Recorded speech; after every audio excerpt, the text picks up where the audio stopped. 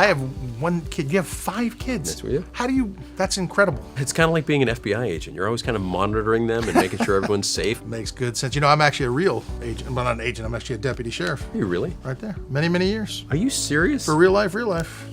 Unbelievable. Yeah. So you're a sheriff. Yep. Played at Princeton. Pro football player. Greatest superhero of all time. Never drafted to Major League Baseball like you with the Pittsburgh Pirates. Thank you very much. Knuckleballer. How do you hit a knuckleball? You don't. You don't. You don't. That's the whole point. That's the beauty of it. You know, we may have always played on different sides, you know, being the superhero or the supervillain. Supervillain. But we have a lot more in common than I thought that we did. Which is shocking, because one thing's for sure.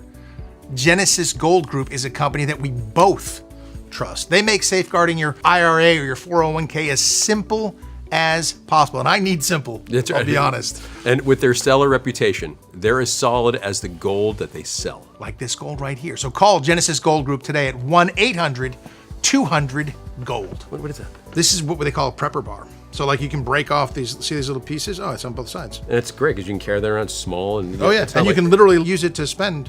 Or it's not like this one. What? This is a big fella. This is a really great one. Is that real? This is a real one. You want to hold it? It's heavy. Holy smokes. That's pretty great. Yeah, you can get them one of those from Genesis Gold yourself. Hey, you guys see this? Look, check Dean, this out. Dean, that's my kid's college tuition money. Hold on, I'll be back.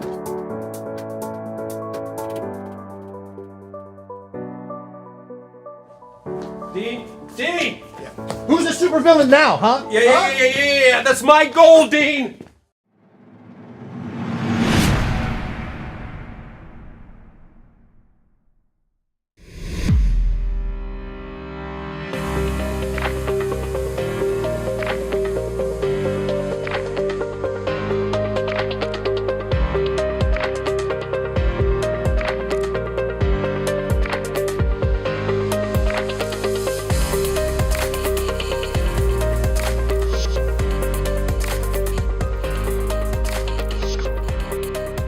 You're listening to the JD Rucker Show.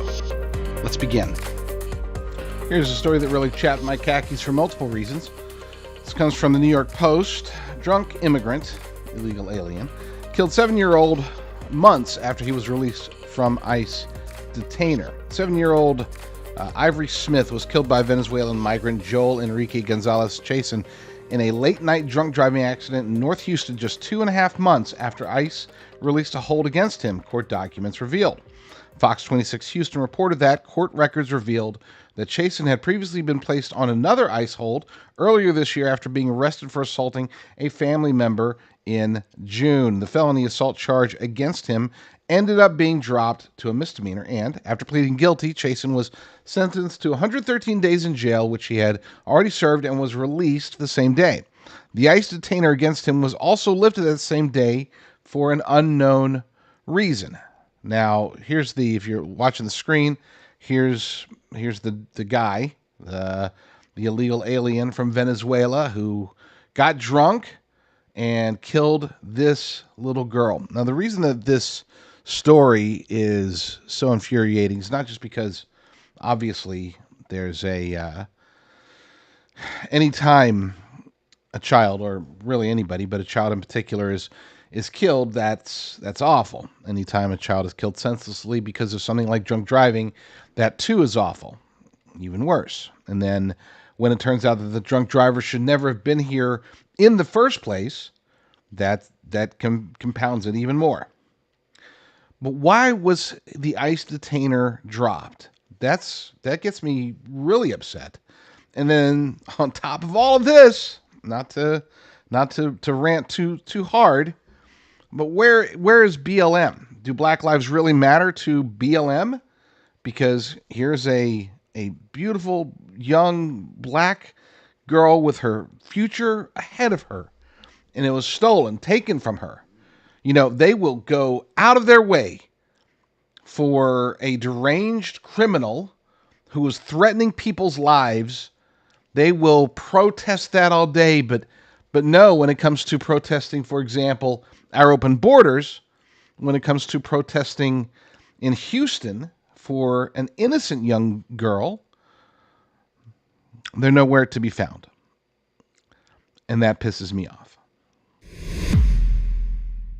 As a general rule, you shouldn't rely on Reddit as a source for news.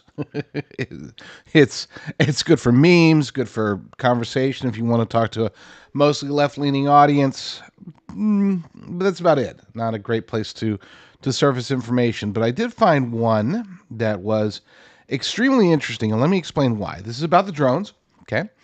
And a post went up, sounded semi-legitimate from a conspiratorial perspective. It's something that I hadn't heard before. Seemed to jibe. The person who posted it claimed to have some sort of insider information. But here's the part that got to me. The account had been active for a long time, over 15,000 posts, 15,000 comments, and then all of a sudden, after the post went up, the post was deleted, and all of the account's posts were also deleted. Everything was deleted from this aged account. And that rang alarm bells. So I'm going to take a chance, read it to you. Again, I have no corroboration for this whatsoever. We're in total rumorville, but hey, let's face it. That's probably about as much as we're getting from government and official sources anyway, so why not? It's from Kid and Play on the r/conspiracy, the conspiracy subreddit. Radar guy here. I know who is operating the drones. 25-year radar operator for a major agency here. Just thought I'd let you know what has been going on these past few weeks. The drones are part of a military drill being conducted by Space Force. Everything is on a need-to-know basis, which is why there's so much confusion. What gets me concerned and why I had to make this post is that something big is about to go down. I happen to know that there are additional full lockout drills that are scheduled to take place between now and Christmas Eve. These operations involve the full turnover of all radio, radar, and aircraft communications to the military for several hours at a time. In conjunction with that, there are also scheduled satellite launches off the books, which have been occurring since October. They are setting up some kind of big show for the public very soon. CNN was even at our facility shooting pre-roll footage for a future story. I don't know exactly what is going on, but all I know is this: get ready. Peace and safety to all of you and your families. Now, obviously, we have, 2 weeks? Yeah, no. Jeez. A week and a half. My gosh, it's coming fast. Because the claim in here, and just as you would prove out or disprove a prophecy, so too, quote-unquote insider information, the claim here is that between now and Christmas Eve, there will be full lockout drills that will include the full turnover of radio, radar, aircraft communications, and stuff like that. We can assume that know about that happen. So, again, I'm throwing this out there mostly because, if this had been posted and then gone viral on Reddit or whatever, I wouldn't have worried so much about it. The fact that it got posted, started getting some traction, and then it got deleted and the user got deleted, that was like, oh, okay. Well, maybe he's onto something. Here's another weird story about drones, this time out of Hillsborough Township in New Jersey. Last night, call came in at 8:34 p.m. to the Hillsborough Police Department that a drone had hit a high-tension power line near Lowe's there and had crashed in a field. The next morning, today, they went and they had hazmat teams out there. They had multiple agencies doing searches. They found nothing. Now, either it was a prank, because that's not something where you can mistake, a large drone hitting a high-tension power line and going down in a field, very specific. That's not something that you mistake, okay? So either it was a prank, a stupid prank, or there was a crash, and maybe the drone was recovered earlier by somebody else. Or there was a crash, and maybe if it's something really crazy, aliens, which I don't think it is, but you got to throw that out as an option. Whatever, alien or alien-type creatures or Iran or whoever, that the source, they were able to get to it first and collect it. Or maybe it got back up and flew away. without anybody noticing. Or option 4, 6, or however many, it was recovered. They did find it, and they decided to pretend like they didn't. They being the authorities. I don't know. I mean, it really could be any of them. Okay, so it's not the aliens theory, but it any of the other theories, it could legitimately be. And that puts us in a weird situation for a couple of reasons. Number one, the frequency is obviously going up now. They're saying that it's happening in Maryland. We have it happening in California around Temecula. My wife said that she saw one, and she is not one. Just to be clear, she's not one that she doesn't cry wolf. She doesn't. She's the most honest person I know, and she's also very lucid. She wouldn't make a claim. She's like, yeah, like it was literally there, and my daughter was there. My adult daughter was with her, and she's like, yeah, I wouldn't even look at it. I saw it. I said, nope, I'm not looking. I'm not looking.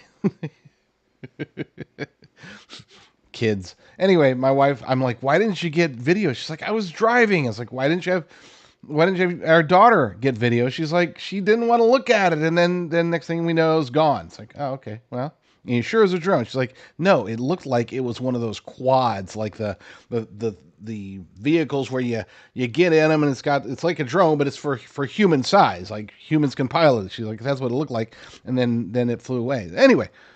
And that was in elsewhere in Southern California, not Temecula. Okay.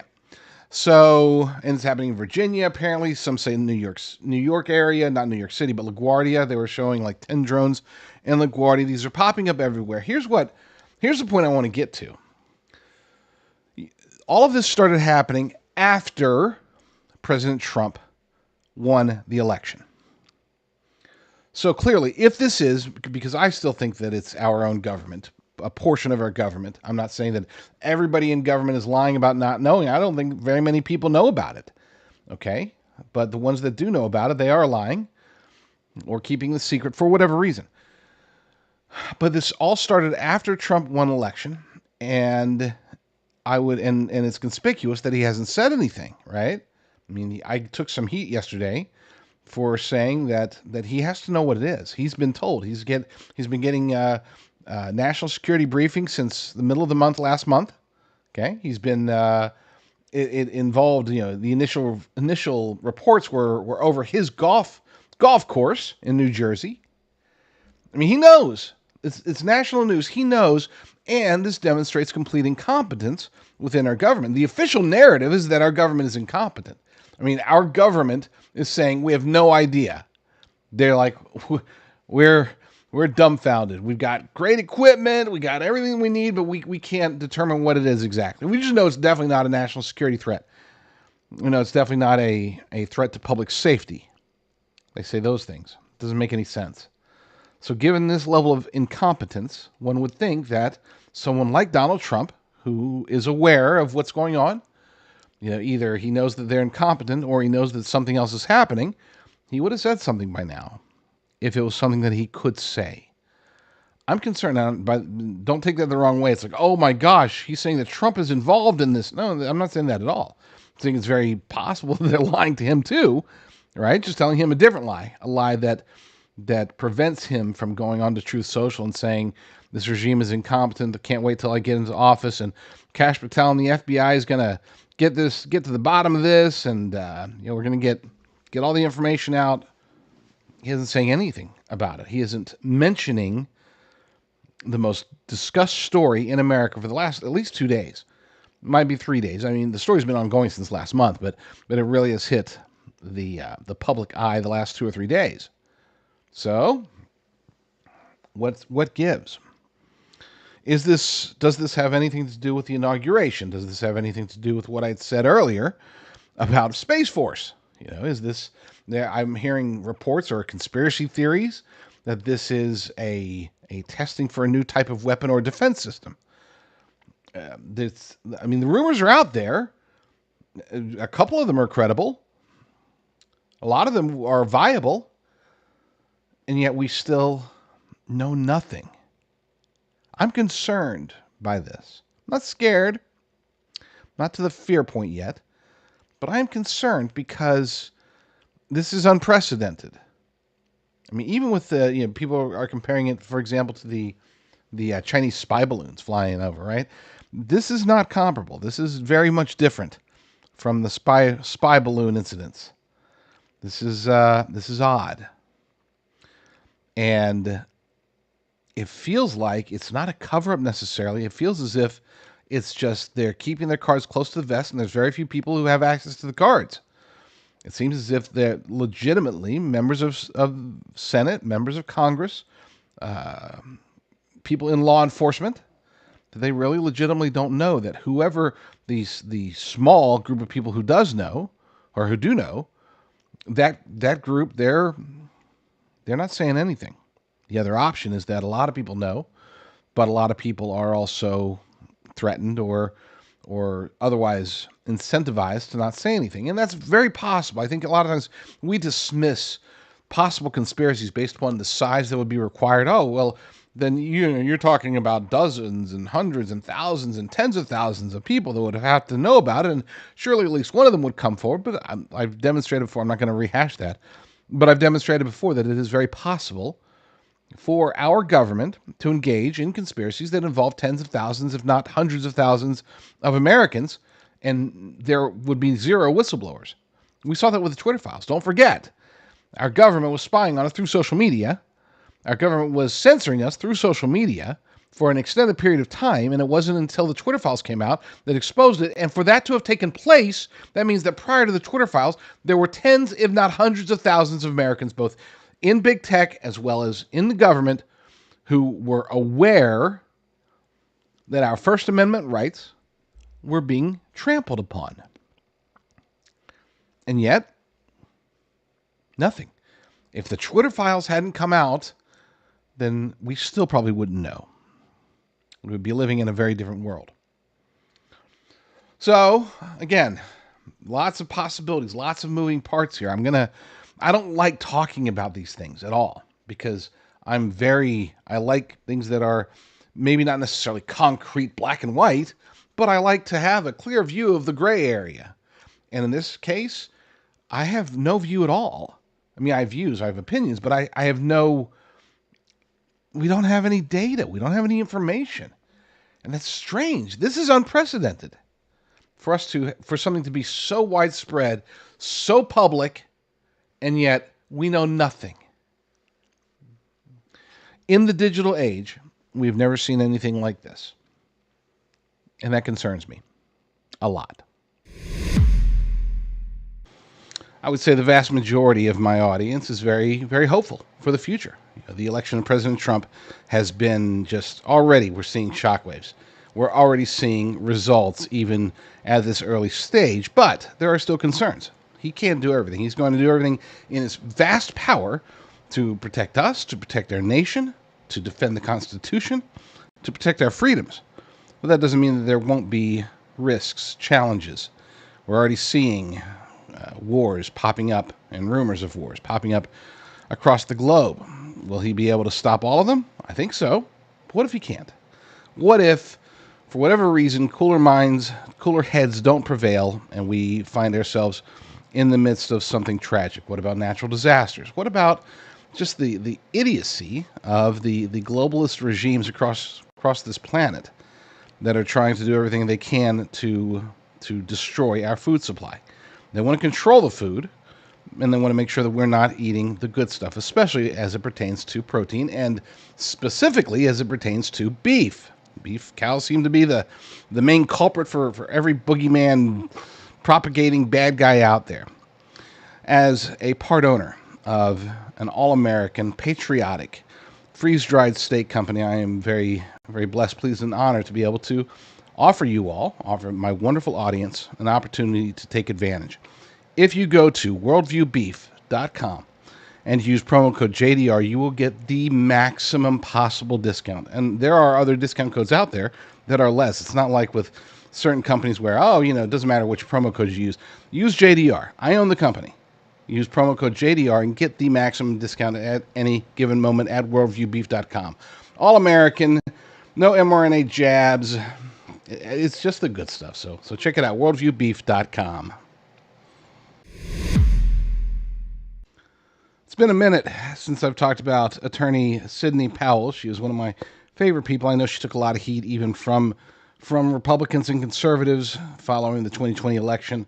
Her involvement with trying to expose the massive widespread voter fraud that took place during the election. She was really at the forefront, and she took a lot of heat because a lot of people thought that she was heading in the wrong direction. I don't think she was personally, but we all know how the 2020 election turned out, and praise God for it. Let's be very clear about something.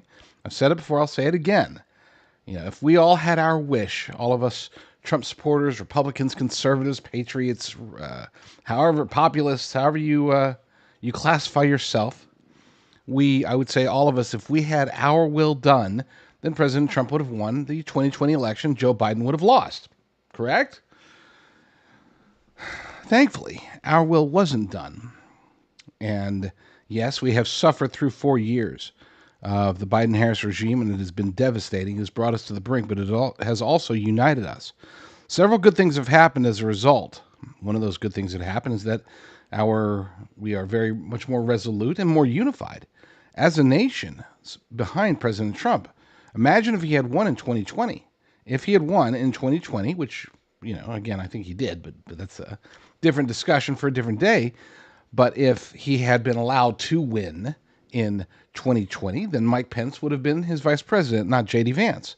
His cabinet still would have been in disarray. Compare the cabinet from the beginning to end. Okay, it did get better over time, but not much. His first term, his cabinet in the beginning was horrible. All I got to say is Rex Tillerson. I can say a lot more, though, but I won't. His cabinet in the beginning was terrible, and the way that it ended wasn't great. This cabinet coming in is fantastic, and that's the message, or part of the message, that Sidney Powell echoed today on X. She was talking about her PAC, Defending the Republic PAC. You can go there by going to defendingtherepublic.com, or I'm sorry, defendingtherepublicpac.com or defendingtherepublic.org. Those are her two websites that she talks about in the video. But she talks about, you're going to hear what she says, and it's about getting confirmations. And the message is to senators. So watch. I have a message for all our United States senators, every single one of you. We, the people of the United States, have given President Trump a very clear mandate to clean up the bloat and the corruption in our government. It is infected everywhere, and it must be done now and without any further delay. He has the support of the most diversified coalition that we have seen in this country in a long time. And the country is more united than the media would have you believe. And we are united behind President Trump's agenda to make America great again. The damage that has been done to this country in the last 4 years is inexcusable and borders on criminal. We want you to be part of cleaning it up. Remember, you work for us. We're not interested in your opinions of his appointees. We want them confirmed expeditiously. We're not interested in sound bites you might want to make for your next campaign. We want you to hold the hearings, affirm the candidates, and let's get on with the business of government that is so important to the American people. My name is Sidney Powell, and I approve this message for Defending the Republic and Defending the Republic PAC. She's absolutely positively 100% correct. There has been a mandate delivered by the American people, and our Republican senators must honor that mandate. They must not be part of the problem. And that's hard for many of them because they are inherently part of the problem. They are uniparty swamp creatures, and they tend to head in that direction whenever possible. We need to steer them back into place where we need them, which is to confirm President Trump's nominees, his appointees, for both in his cabinet and outside of his cabinet. I said before that video that there were multiple reasons why it's a good thing, it's a blessing that we didn't get our way. That God's will was for President Trump to lose in 2020 and then to come back in 2024. And I think that one of the biggest reasons, if not the biggest, is because now is when President Trump is needed the most. Imagine going into this elections, or this coming years, 2025 through the beginning of 2029. Imagine going through that time with the world the way that it is, with somebody like Gavin Newsom or Josh Shapiro or Gretchen Whitmer or Kamala Harris, for that matter. Any of these people who would be devastating right now. We need Trump today. And for him to be able to do what he needs to do, and for Americans to be able to see the results that we expect, it's not just about getting all of them confirmed. It's about getting them confirmed very quickly, which is one of the reasons that, or not one of the reasons, it's the main reason why President Trump asked John Thune, he also asked John Cornyn, as well as Rick Scott, and the three that were going for Senate Majority Leader. He asked all of them to agree that they should allow recess appointments. It's not about trying to sneak in bad people. Okay, that's not the reason that he wants the recess appointments. He needs the recess appointments because he can't wait a year to have his cabinet in place. Chances are, and I'm not a full believer in this, but most pundits are saying that chances are Trump will have 2 years with Republican control over the House and Senate. Now, I think that if those 2 years are as successful as we hope for them to be, then it'll be longer than that he will get a full 4-year term with a Republican Congress and a Republican Senate. And hopefully, Lord willing, with more conservatives and actual patriots in those positions, instead of a whole bunch of rhinos and uniparty swamp creatures and neocons and people that are owned by Big Pharma and the military-industrial complex. We can only wish and hope. But to Sidney Powell's point, every Republican in the Senate needs to get with the program. I'm serious. All of them. That means, yes, Lisa Murkowski. Yes, it means Susan Collins. Yes, it means Mitch McConnell. These Democrats that are pretending to be Republicans, they need to get with the program. They really, truly do, because we need a unified Republican Party on this one. We need it very badly in the House as well, because the House majority is so razor thin that just a little bit of dissension among the ranks will tank pretty much every piece of legislation that we try to put out there. So now's the time to do as Sidney Powell asks, to get engaged with defending the Republic, and to push our lawmakers, in particular our senators during the confirmation process, to do what's right for America. And that means confirming President Trump's appointments as quickly as possible, even through recess appointment. The hardest part about producing your own show is trying to keep up with what's happening in real time. This is a commentary show where I have to talk about the news, and sometimes the news changes in the middle of the show. It's crazy. I think might have even been the last segment or the segment before where I had mentioned that because we hadn't heard from President Trump about the drones, that leads me to believe that he knows about them. And that's a concern, because that means that with a near certainty, this is a government action. Because he gets the briefings, well, things changed.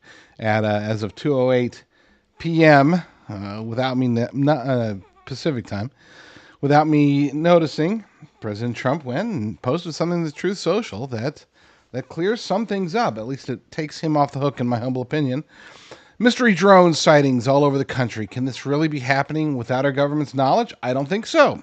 Let the public know, and now. Otherwise, shoot them down. So he's apparently just as in the dark as we are. Now, is it possible that he could know something through the national security briefings and stuff like that? Could he be saying this as hey, yeah, but I don't think so. I don't want to think so. I want to hope that if he knows something, and that he would come out and either tell us, or if it's something that he just can't say for national security reasons, then he just says nothing. I wouldn't want him to come out and say, pretend like he doesn't know. So we're going to go with the idea that he really doesn't know. And if that's the case, then that's truly concerning, especially if it is our government, because that would tell us that he's not getting briefed on this. And if he's not getting briefed on it, then it's not coming out of your traditional Pentagon sources. That would mean that that this operation, if it is being conducted by the United States government, that this is an operation that is off the books. It's an operation that could be engaged in by the Pentagon, but not necessarily within, I'm trying to say this the right way. It's secret enough that even most of the people in the Pentagon itself, most of the people perhaps even in the Biden-Harris regime, and then as a result also President Trump and his briefings, if they're not being told about it, then who's behind this? And again, look, I know it's possible. It could be Iran, it could be China, it could be Russia, it could be anybody. Could be. I saw a theory today that it's private citizens. It could be like a viral marketing campaign for a private, a drone company that sells these big drones that people can fly around. And I don't know. I mean, it really could be anything. But I am not relieved at all by President Trump coming out and telling us that he doesn't know any better than we do. Because if he really doesn't know, we're in big trouble. I mean, this is a super secret operation, whether it's by our government or somebody else. And we really could be in grave danger. For all we know, this could be the beginning of something very, very bad. I'm not trying to be a fearmonger here. I'm just telling you, stay frosty, keep your provisions ready. Go to prepperfarms.com, use promo code JDR now. Load up. Get your ammunition, your meds, your gold, your silver, your whatever. Get everything that you need. Because this is arguably the most concerned I've been since the election. Okay? Obviously, prior to the election, my biggest concern was the election. After the election, rejoice, praise God. Expect good times ahead, but also expect strange shenanigans such as mystery drones flying around and nobody knows exactly what they're doing. After Trump was elected president, I received a couple of communications from people. One via phone, text, and the other one via Twitter X direct message. People asking me, hey, now that Trump's back in office, is the economy going to get better? And I said, yeah, in some ways it definitely will. Obviously, I mean, just Trump's presence alone will have a dramatic impact on the economy, and it will take things to the next level. But with that said, the threats still remain. Trump, Harris, didn't matter. They're still pushing, they being the powers that be, are still pushing for central bank digital currencies. They're still pushing for de-dollarization and the rise of BRICS. They're still pushing for the advancement of a worldwide economy. And while Trump will do everything in his power to prevent that, to at least slow it down, some of it is not within even the power of the United States of America itself.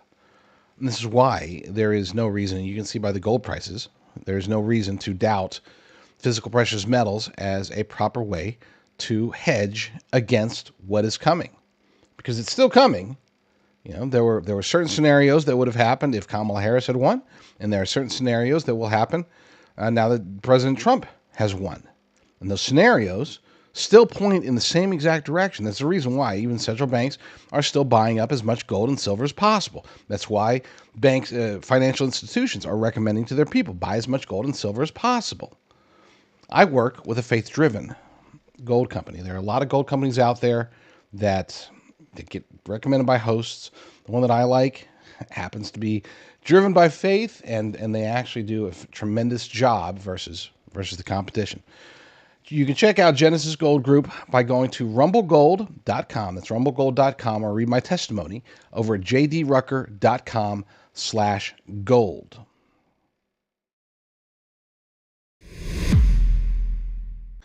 There are certain journalists that I can count on, we can count on, to deliver bombshells most of the time that they publish anything. And one of those men happens to be Paul Sperry, who's with Real Clear Investigations. Apparently he's also with the New York Post, because he just dropped an amazing bombshell Well, amazing is not good, but amazing that it's the truth is coming out. Report reveals that FBI spied on its likely new director, Kash Patel. Now, Kash is President Trump's appointee, obviously, to be the next FBI director. That was announced before even. Christopher Wray, the current FBI director, announced that he would be stepping down before the next administration comes in. I guess he saw the writing on the wall and realized that this America's new FBI will be cash only. Punny. So according to this article, though, which is not punny at all, it's going to be awkward at FBI headquarters next month when President-elect Donald Trump's pick to lead the Bureau likely takes over. According to a new government watchdog report, the FBI spied on its prospective new boss, Kash Patel. Patel has promised to clean house at the Hoover Building and hold all those who abuse their power during the Russiagate witch hunt accountable. And hopefully it'll go beyond Russiagate, and let's really dig in and find out what happened during the J6 debacle. Back to the article. He might start with the officials and agents who secretly vacuumed up his phone records and emails. Wow.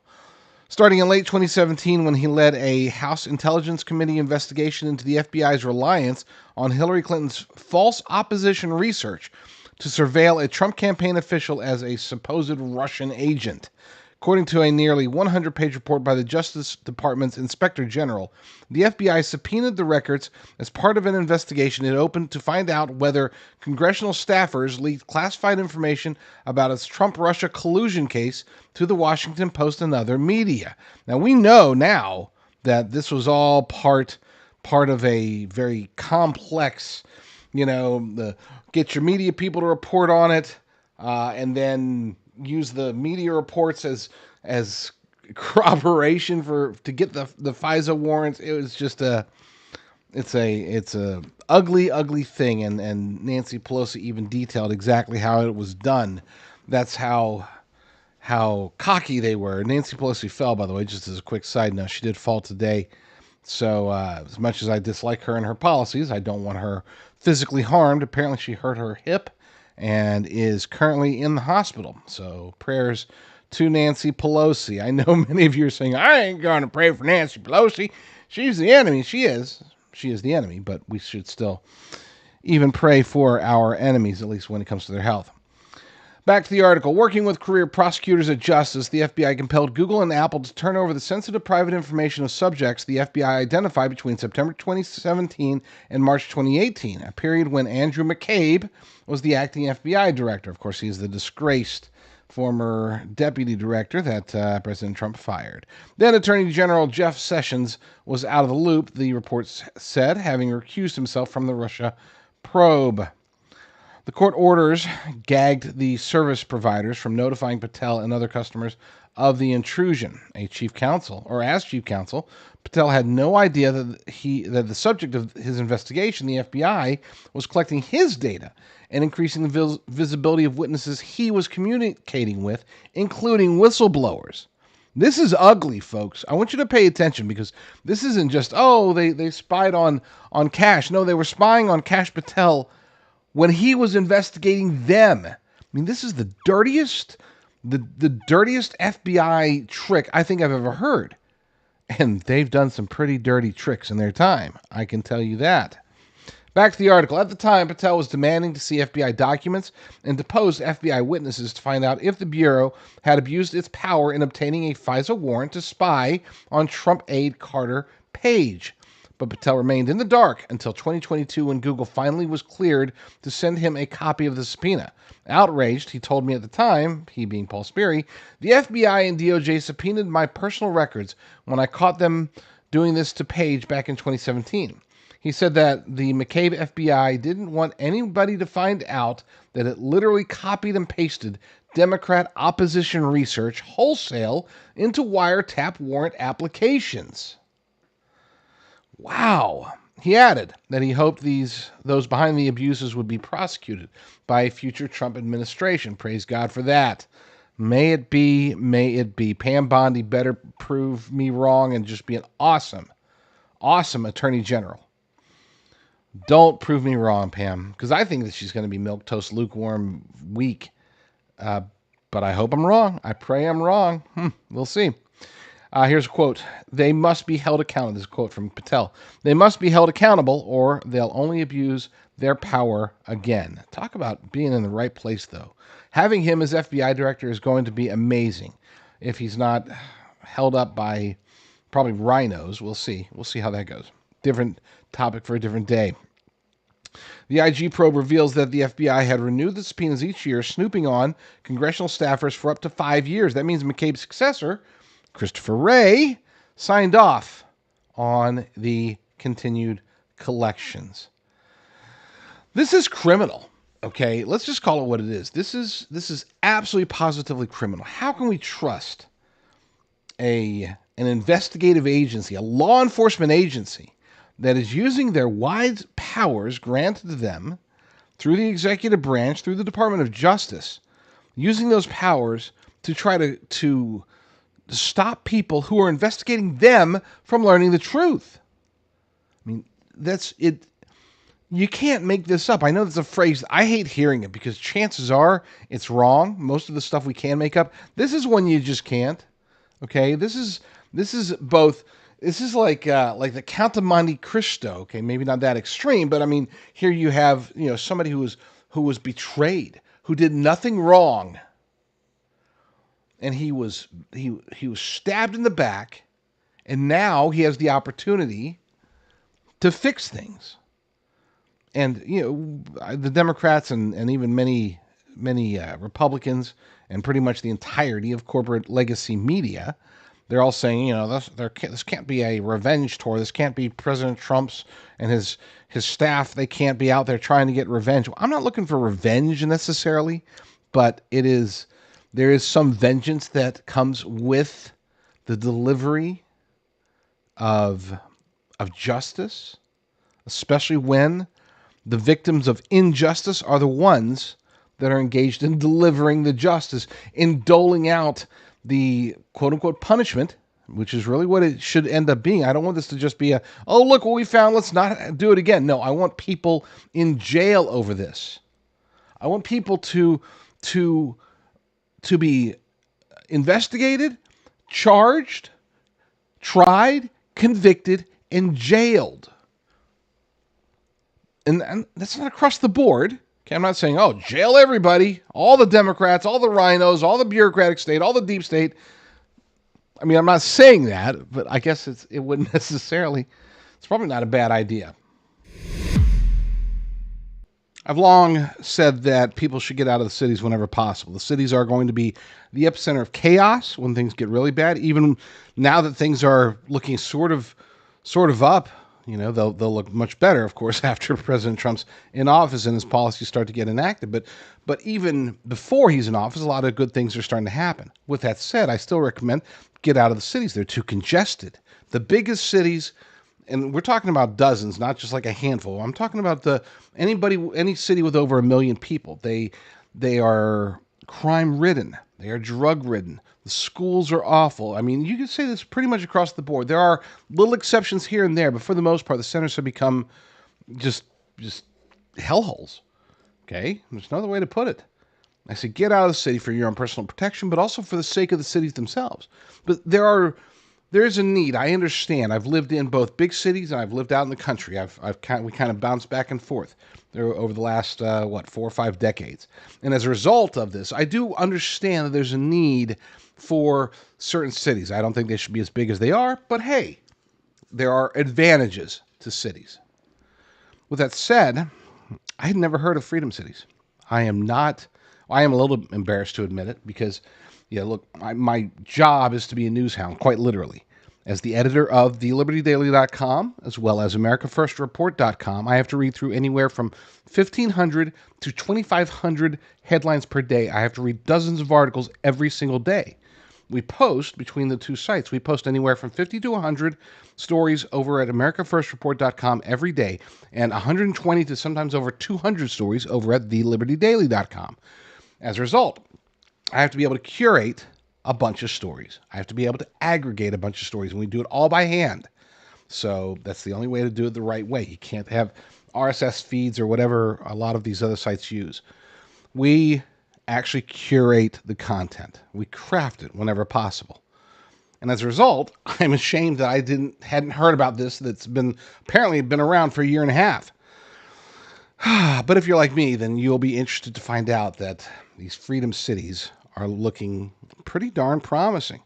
The article comes from the Epoch Times. It's Nathan Worcester, great author over there.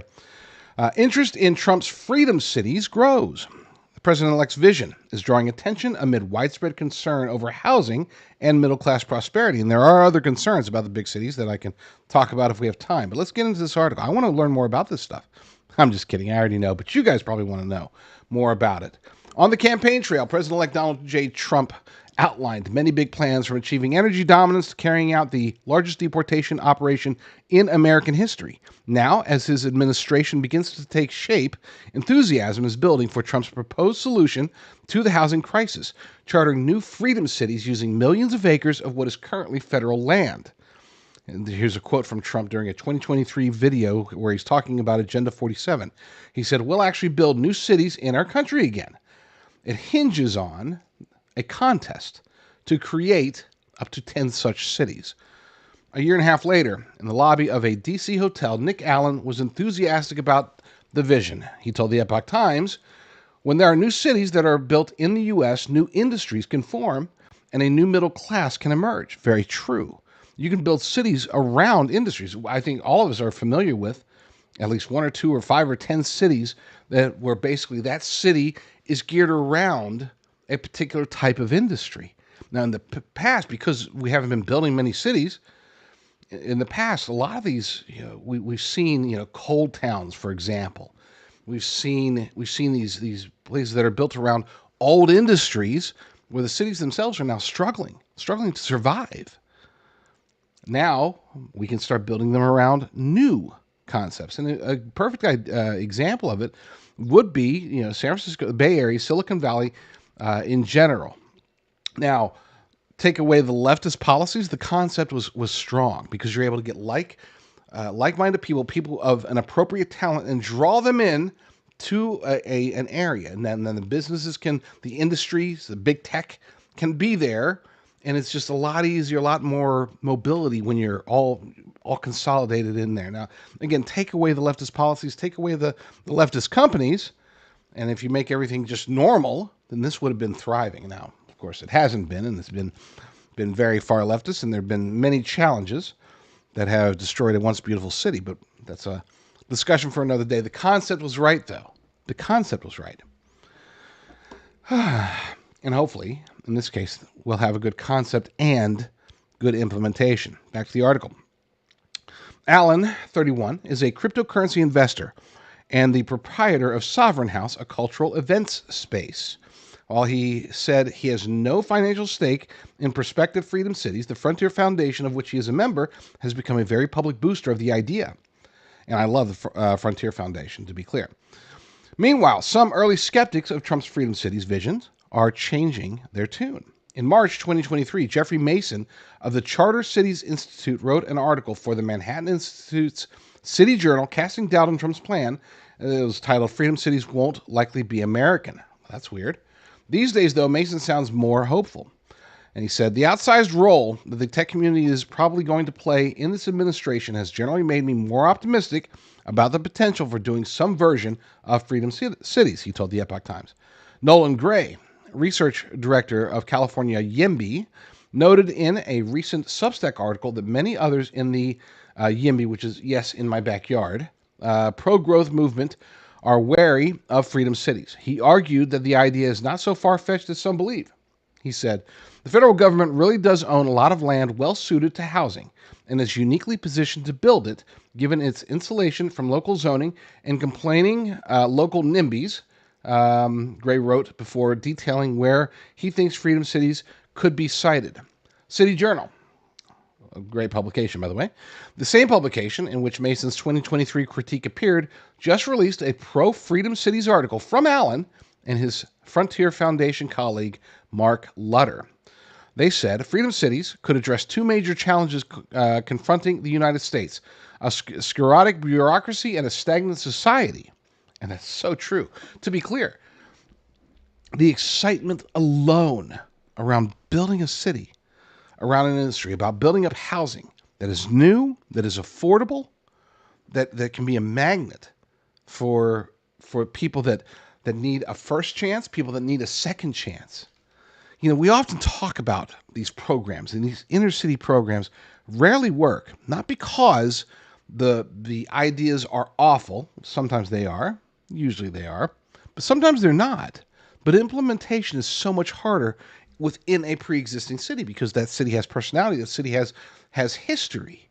And sometimes just saying, okay, well, we're going to put up a rec center here, you know, that sounds great to some politician and a few bureaucrats and the builders themselves, but in reality, they put it in the wrong spot. The area is not the right place, and all of a sudden, maybe it's drug infested, maybe it's whatever. You get the idea. It's a rough idea, but when you're building fresh, when you're building new, when you're planning everything out from scratch, this is when really, truly magical things can happen. I know I'm sounding like a big-time cheerleader of this, but that's because I am. I think this is a great idea. And it's funny because, look, I'm not a fan of using federal land for anything other than energy. In my preferred world, the quote-unquote federal land, the vast majority of it, would be given back to the states or given or sold to individuals. You know, let them do their thing. They can be better caretakers of the land. They can produce more from it. You know, give it to reservations for Native Americans. There's so many things that you can and should do with the land that the federal government cannot or will not do. Well, here is one of those rare examples where I approve of this concept. City air makes you free. There's a long history of cities asserting sovereignty from the city-states of ancient Greece to the Hanseatic League of medieval Northern Europe. And here's Mason again saying, all these different kinds of entities that existed exerted significant economic influence despite being relatively limited in their geographic scope. But the link between urban life and freedom runs deeper, from the social organism down to the individual. For German peasants of the late Middle Ages, the saying, Stadtluft macht frei, city air makes you free, referred to a legal way out of feudal bondage. To this day, the problems afflicting many large cities, from violent crime to unaffordable housing, exist alongside social and cultural dynamism and paths to success. More recent models include Hong Kong, which grew rapidly during the second half of the 20th century. The dependent territory of the United Kingdom was known for its free market orientation, earning praise from the economist Milton Friedman. Patrick Hebert of Eco Villages said his ongoing work developing small, sustainable, liberty-minded cities in Latin America became more popular amid government responses to the COVID-19 pandemic. He said people obviously expect something else is coming, and it is. I mean, it is. They're planning Disease X, Pandemic 2.0, whatever. They got something coming. And maybe it might not necessarily even be a virus. Could be parasites, could be anything. I don't know. I don't want to talk about that. Not today. There are many other real-world examples of innovation in independent governance, some much larger in scale than tropical libertarian villages. The Arizona retirement village Sun City, an unincorporated community of nearly 38,000 in Maricopa County, is downstream of recreational centers of Sun City, a nonprofit private corporation operating the community's facilities. The Walt Disney World Resort grew up in Florida's Reedy Creek Improvement District, now the Central Florida Tourism Oversight District. The 1967 act that created Disney's special district gave the company considerable autonomy over the remote swampland that it acquired and developed. In the words of a University of Miami Business Law Review analysis, authority generally reserved for municipal and county governments. That's a real sovereignty for the Magic Kingdom. And of course, that was a whole big kerfuffle about it with between Disney and Ron DeSantis. Talk about that later. Allen points to the modern history of the Brooklyn Navy Yard. During the 1960s, New York City purchased the former naval shipbuilding facility from the federal government, converting it into an industrial park that fell under the authority of a nonprofit. In 2021, the city created a new Brooklyn Navy Yard district with the aim of spurring new manufacturing in the yard while promoting other uses, including the development of new public open spaces. This is a normal path to prosperity in a Western nation state, Allen said. Brooklyn Navy Yard also provides a precedent for another site that may be under construction as a Freedom City, the former Lowry Air Force Base in Colorado. The Trump-Vance transition team did not respond to a request for comment on the decommissioned military installation or any other Freedom City prospects. Of course, the quest for sovereignty isn't easy or guaranteed. One ambitious and high-profile charter city vision, the California Forever Project has hit a snag. A ballot measure in support of its East Solano plan, which would develop 60,000 acres of farmland in Solano County for up to 400,000 residents, was withdrawn from the ballot ahead of November's election. I wonder why. I actually do know why, but we're not. It's another day. I'm not going to read the whole article. Look, here's the thing. We do need, obviously, better housing, not necessarily more housing, but some of the housing, some of the places where people live today, where they're forced to live in many cases, are just awful. Homelessness is not necessarily caused by, we like to say, and I've said it myself in similar ways, homelessness, for the most part, when we think of homeless people, we think of drug addicts, we think of the mentally ill. But there are those who, especially ever since Biden took office, there are a lot of people, and even families, that are homeless as a result of just lost opportunity and greater inflation. Then, of course, you have the entire veterans system, which is awful. So many homeless veterans. Imagine if we can build cities. Imagine if we can put people to work, give people first chances and second chances and third chances in some cases. Imagine being able to build it logistically in a way that makes sense. It makes sense, where you put this, where you put that, which natural resources you have locally. Being able to build a culture from scratch. Being able to build a society from scratch. Now, take that concept and multiply by 10. And that's what Trump's vision is. And I would argue that considering the amount of land we have here in the United States of America, land that's not used, that would be good for cities, and considering how crowded many of our cities are, I could imagine that these can be so successful over a short period of time that we could start building more and more. And I'm all for that. Again, I want to diffuse the cities.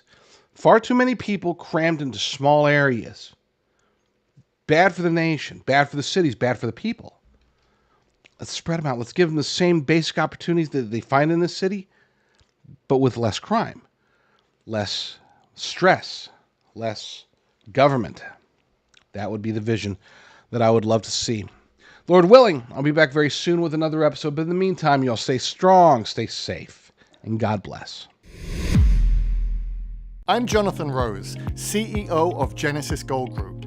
As Americans, we work hard every day to provide for our families and ensure their future. But with the uncertainty facing our economy, it is more important than ever to safeguard your wealth and protect your retirement savings. Educated investors look to safe haven assets to shield themselves from the economic storm. Tangible assets like gold and silver can provide stability, security, and most importantly, peace of mind. In 1997, the Taxpayer Relief Act allowed Americans to hold physical precious metals like gold and silver in their IRAs for the first time. Today, Genesis Gold Group helps our clients transfer existing IRAs, 401ks, and other retirement accounts into physical gold and silver, tax and penalty free. With thousands of satisfied clients, 5-star reviews, and fully accredited with the Better Business Bureau, our experienced team is here to help you navigate the process, start to finish. Now is the time to educate yourself on the importance of a diversified portfolio,